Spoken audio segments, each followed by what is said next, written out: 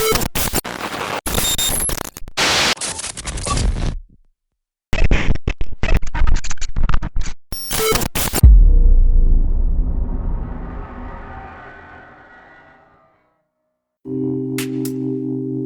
lambs, welcome to your Tuesday True Crime Rant. In today's episode, we're talking about a Washington, D.C. man who pled guilty to murder after killing his girlfriend when he'd learned that she'd murdered their son and threw the body in the trash. Before we get into it, I want to say that this episode and all my episodes are sponsored by my lambs in Patreon, patreon.com/Love and Murder. If you want to become a supporter of Love and Murder, just go ahead and become a lamb sponsor. Not only do you become a supporter of Love and Murder, but you get a bunch of extras when you join our Patreon, patreon.com/Love and Murder. Now let's get into this true crime rant. May 2021 was the last time a 2-month-old Kyron Jones was seen alive. On May 5th, LaDonia had called the child's father, 44-year-old Carl Bernard Jones, and told him that the D.C. Child and Family Services had taken their son from her house. However, the next day, Carl called the agency to find out why they did this, only for them to inform him that no such thing had ever happened. This is when a social worker called the police to inform them of the missing child.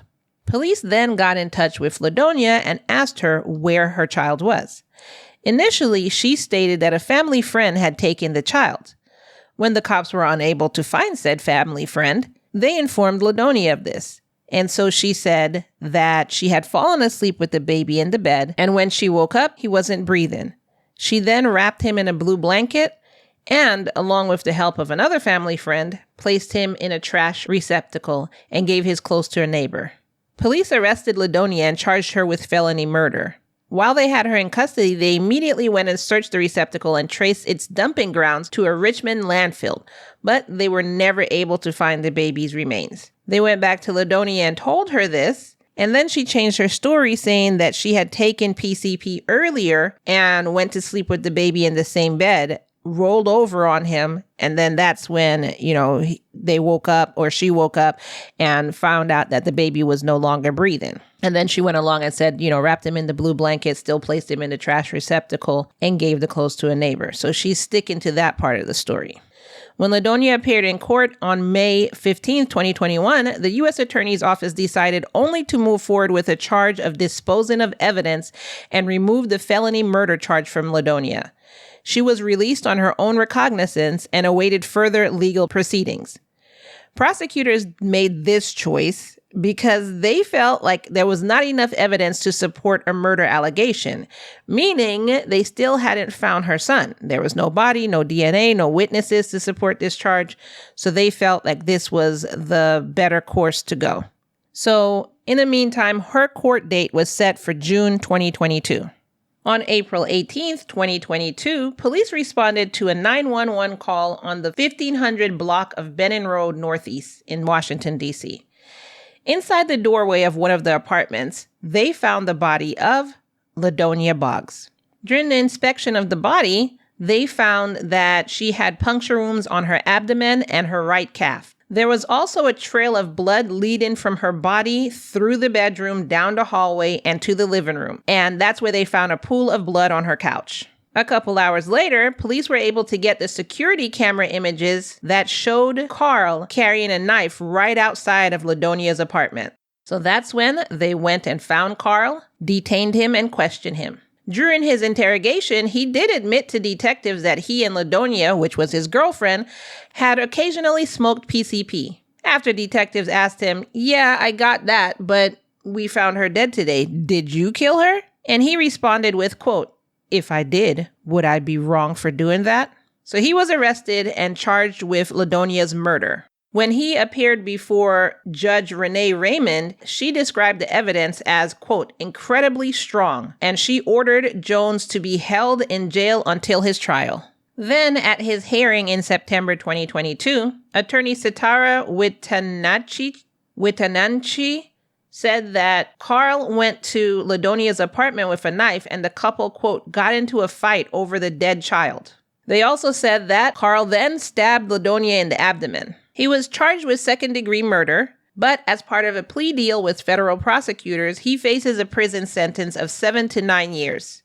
And he remained in DC jail until his sentencing on December 9th. During his sentencing, he pled guilty to voluntary manslaughter and was sentenced to 9 years in prison, which was the maximum amount of prison time called for in that plea agreement that he reached with federal prosecutors. After the trial, his attorney, Elizabeth Weller, spoke to reporters and said that she believed that a jury would have found that Carl was not guilty if the case had gone to trial, but that Carl did want to, quote, take responsibility, and that's why he agreed to a plea deal. Attorney Sitara said that the plea deal was a way of ensuring a conviction, which she also said could have been challenging if the case had gone to a jury. She believed also that a jury would have found him not guilty. At the sentencing, the judge had told Carl that the death of his infant son was the, quote, root cause of his actions. She ordered him to undergo psychological, drug, and grief counseling while he was in prison. Quote, you both suffered a devastating loss of a child. Miss Boggs was not a perfect person, but it sounds to me she was trying hard. And the answer to that is not rage or anger, but empathy. I don't even have a rant for this because that was a crazy merry-go-round. What do you think about this? If you were a jury on this case, would you have said he was not guilty based on a crime of passion for her murdering his son? And he literally, I guess you could say, had temporary insanity, even though I wouldn't say that was temporary insanity. But would you have found him not guilty, or would you have said he was guilty and he had to take responsibility for his crime? I don't know which way I would have voted, honestly, because he did go to the house and get into an argument, but he went to the house with a knife in his hand.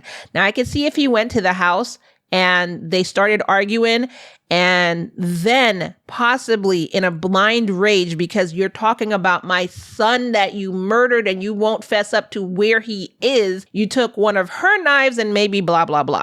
But he went to her house with a knife. So that's why, to me, that's premeditated. And I don't know if I would have found him guilty because, yes, she murdered your son. Yes, I can completely understand your emotions.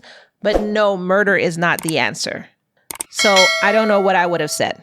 Let me know what you would have said. I'm going to put a poll out. Would you have found him, if you were part of the jury, would you have found him guilty or not guilty? If you don't want to take the poll, in the comments below, if you find him guilty, pretend you're part of the jury. So if you found him guilty, put a thumbs up. If you found him not guilty, put a thumbs down in the comments below.